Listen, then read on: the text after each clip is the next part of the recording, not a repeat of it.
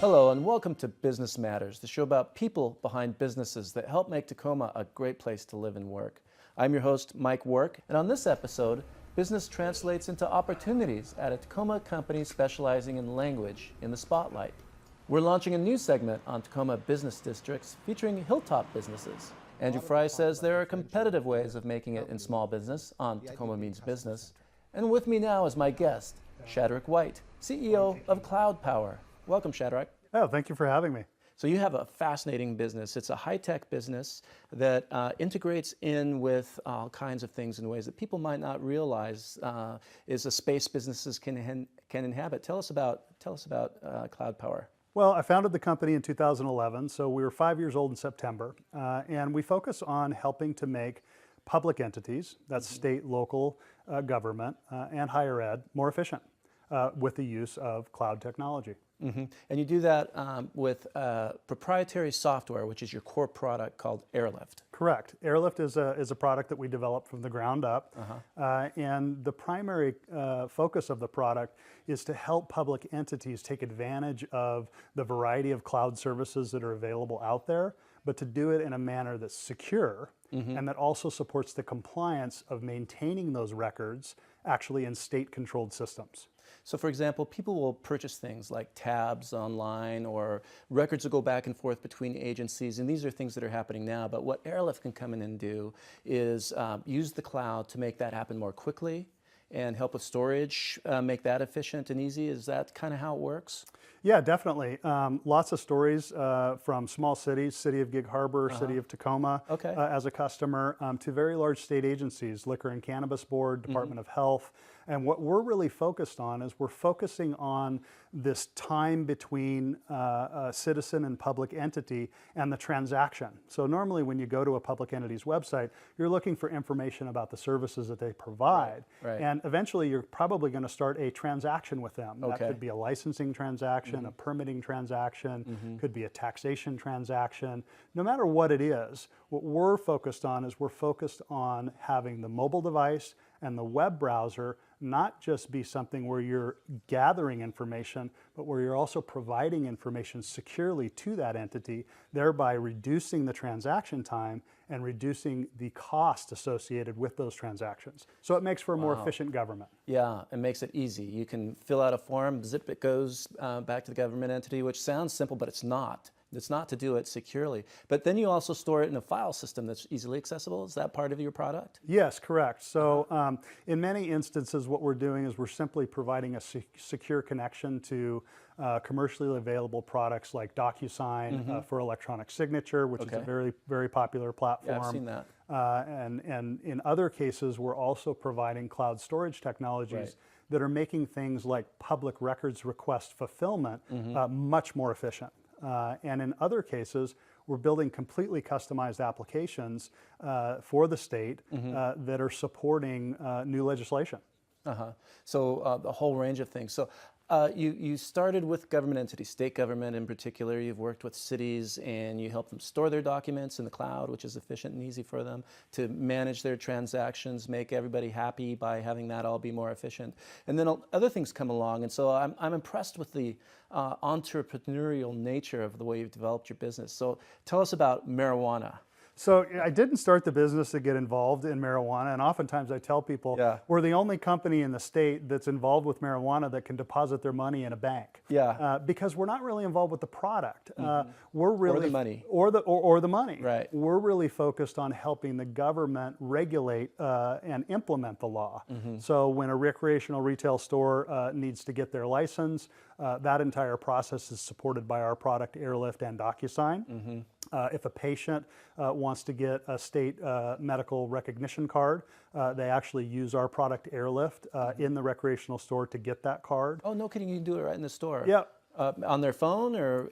They actually go to a certified consultant in the store with their authorization form from their physician. And all of that information is entered into our secure system, and a recognition card is printed out on a normal laser printer. It's laminated and it's given to the patient.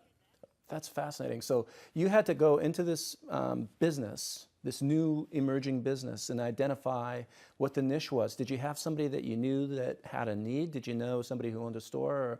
Or, how did you get into that niche? Well, it's not my first company, and so I've been involved in integration and software technology for 20 years.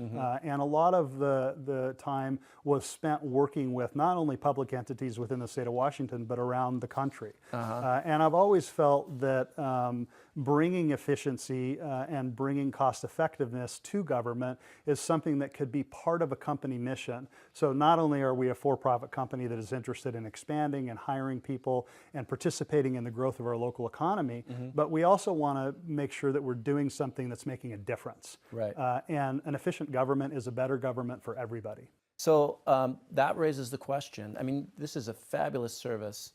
Why Tacoma? What brought you to Tacoma to build this great business? Well, you know, I could go on and on about Tacoma, and I tell people that it's the perfect balance between more rural areas within Western Washington and, let's say, King County, Seattle.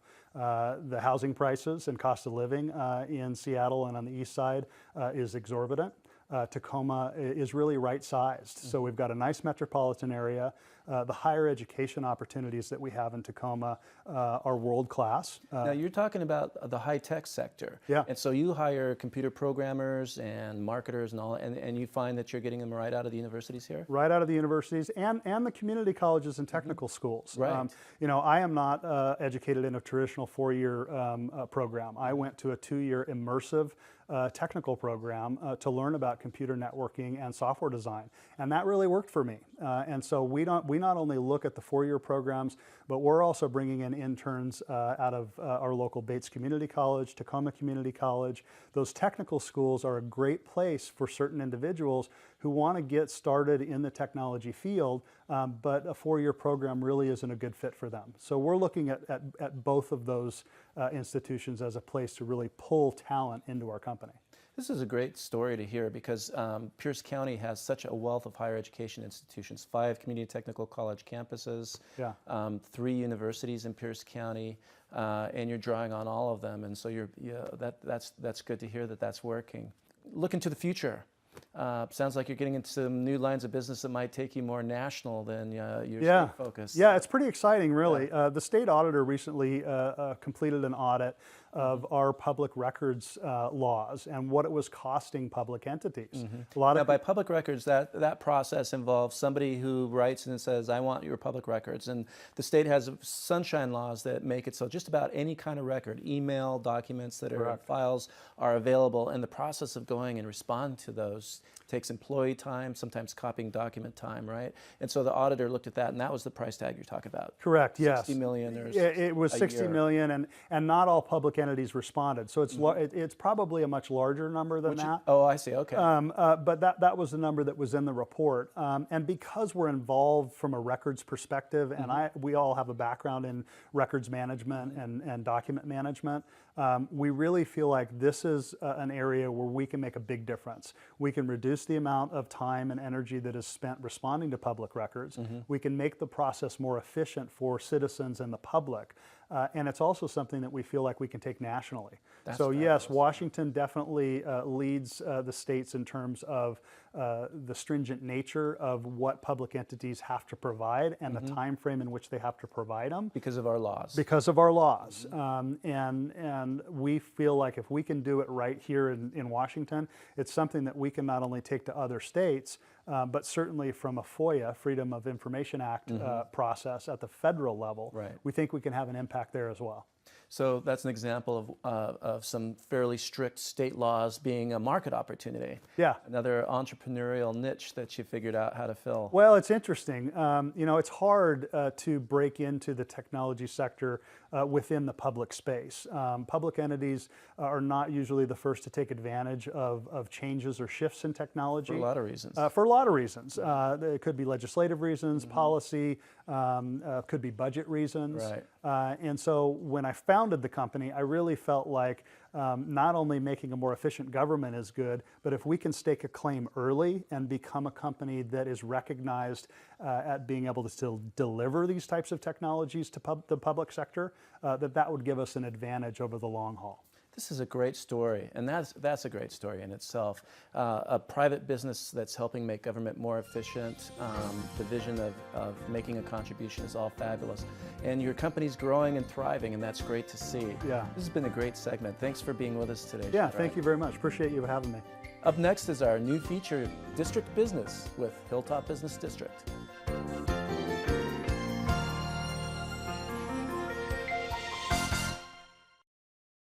Connecting people to business is what Tacoma is all about. There are 15 established business districts in the city, each with its own footprint of stores, restaurants, entertainment, and business interactions. Overlooking Tacoma's downtown from high above is the Hilltop Business District. Hi, I'm Kevin Grossman, and I'm the president of the Hilltop Business Association. Welcome to the Hilltop. The Hilltop's really on a good path. We've been, the 1111 started up in the middle of the recession and did really well, and then the 1022, and then the Hilltop Kitchen, and we've had some new private investment up here in the last couple of years. It's pretty exciting.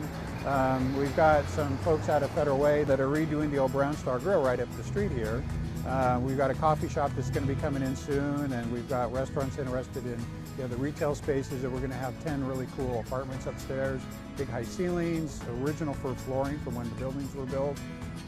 We have been on the Hilltop since the late 60s, so this is one of our core locations in Pierce County. And the folks that we serve are some of our very primary targets for providing a healthcare home. So the thing that intrigued me about the Hilltop is you've got hospital a half mile that way, you've got a hospital a half mile that way, you've got downtown a half mile down the hill. We're going to have light rail coming up here. Some of the most interesting new restaurants that opened up in the last few years in Tacoma are in the Hilltop. So I think that as we go forward, we're going to see more housing up here and more restaurants opening up. The goal of the business district is to kind of encourage that momentum.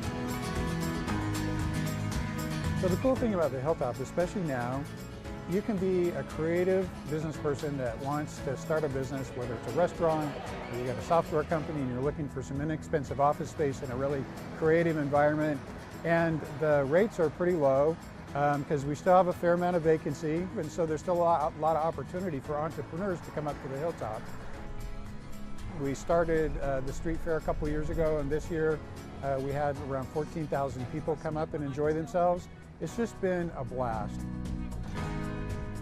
And what we're finding is that the businesses that are up here are participating more, and the people that are looking at buying property up here will come and visit us. And they walk away going, wow, this is a great group of people. You guys really care about the neighborhood. We've been embraced by the Hilltop business community, the Hilltop Business Association, and the Hilltop Action Coalition. And it's made us feel very welcome at our new site. Everybody recognizes this as a business district, and I think we're an important part of that business district.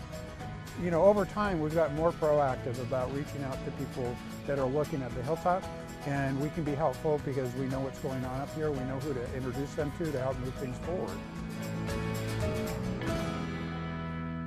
For more information on experiencing Tacoma business, log on to experiencetacoma.com. Coming up on Tacoma Means Business with Andrew Fry, it's customer focus on small business profits. Internet-based businesses and large retail stores can keep prices lower than those charged by small businesses, but there is a market for everyone. In this segment of Tacoma Means Business, Andrew Fry addresses the issue of customer-centric opportunities. If you're a small business, one of the things that you might have to recognize is that it's going to be very difficult to compete on price.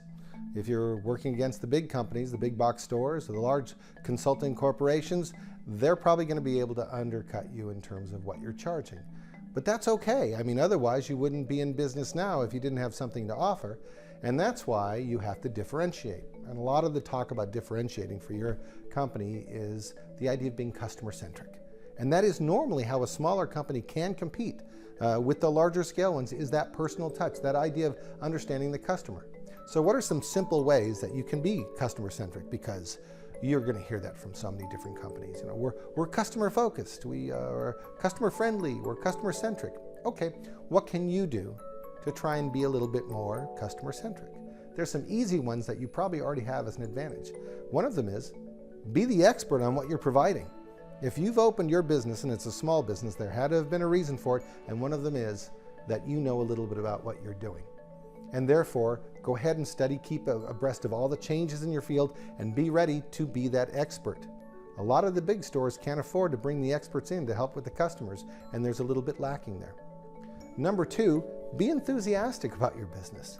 Even on the tough days, the thing is, if you love what you're doing, if you love your product and you have faith in your product, that's going to come across to the customer as well. Now, what if your particular service or your product isn't the right fit for the customer? Number three, customer centric, is letting them know when the fit isn't there. Letting them know when what you're providing, and sometimes it's hard for a small company that's trying to drive the revenue through to understand this, but you are better served with the customer, steering them to the right fit, to the right product, something that they can benefit from. If enough people do that, then you know what you need to do within your own stock, but additionally, then when they go away, they're going to have a good impression on your company, and that's going to be very helpful as well. So the next thing you might want to do is make certain that you respond to the customers after they purchase the product.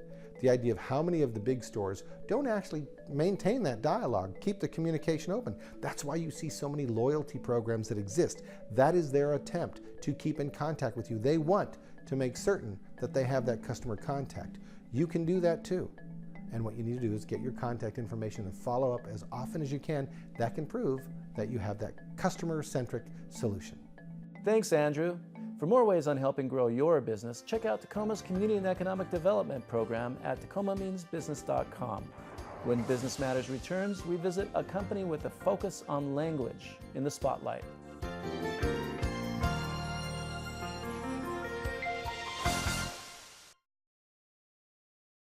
Today's Business Spotlight focuses on foreign language learning at Chi-Chack in the Old Town Business District. I'm Tanya Stack. And I'm Julie Norris, and we're both with Chi-Chack LLC. Chi-Chack is a Tacoma-based business with an international footprint on learning. We're a foreign language services company. So we provide just a variety of different foreign language services and training to a really wide variety of clients. The company's business model is varied, providing language learning opportunities locally, nationally, and even worldwide. Their primary clients are government departments.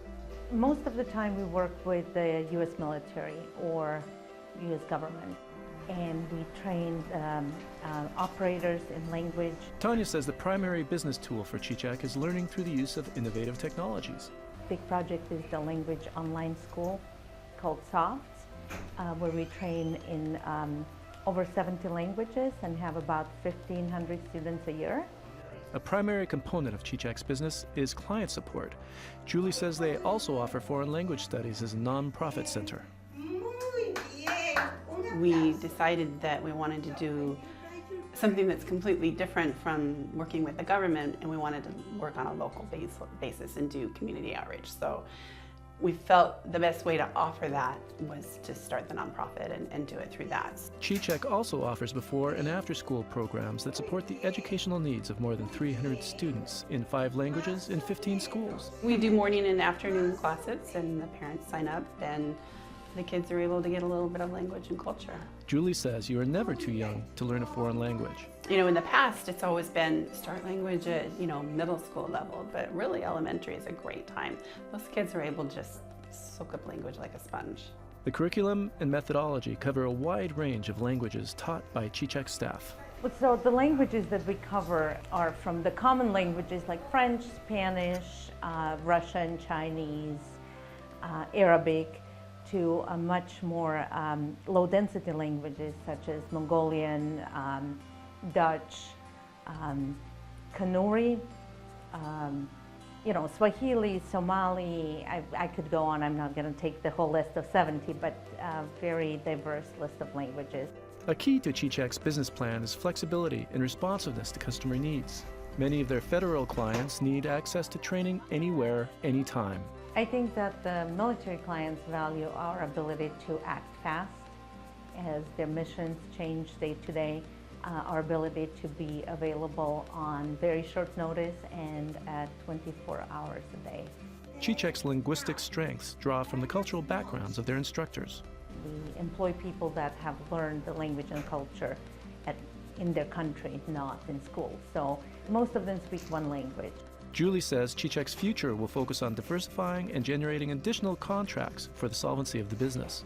So our plan is over the next year to expand our client base and expand our contracts. So we're bidding on a lot of contracts right now, working on several different ones that are applicable for us, and trying to utilize our strengths and what we do and take advantage of our small business 8A status, which gives us a little bit of an edge. The reason Chi-Chack has a Tacoma office as an anchor for the company is straightforward. We love Tacoma, and we love where our office is, and we've both been in Tacoma for a long time, so. Tanya says she loves Tacoma too, and to paraphrase Croatian, she can't think of a better place to live, work, and play. Dobrodošli u Takomu, jedan od najljepših gradova na svijetu. That's it for Business Matters. Join me next time for more insight into the Tacoma business scene. See you then.